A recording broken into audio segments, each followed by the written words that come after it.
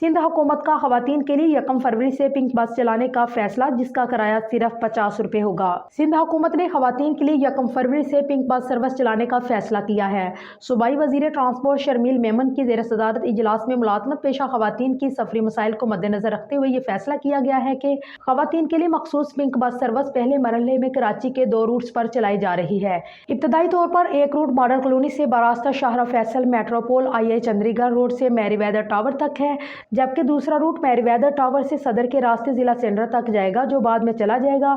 वजीर इत्तलात सिंध शर्मील मेमन ने इजलास में कहा है कि पिंक बस सर्विस सुबह और शाम दफ्तरी औकात में हर 20 मिनट बाद चलेगी। दफ्तरी औकात के बाद हर 1 घंटे के बाद पिंक बस सर्विस चलाई जाएगी और उसका किराया सिर्फ 50 रुपये होगा। शर्जील मेमन ने सखर में 29 जनवरी को पीपल्स बस सर्विस का आगाज करने की भी हदायत कर दी। पिंक बस सर्विस खवातीन के लिए मखसूस पहली पब्लिक ट्रांसपोर्ट सर्विस होगी।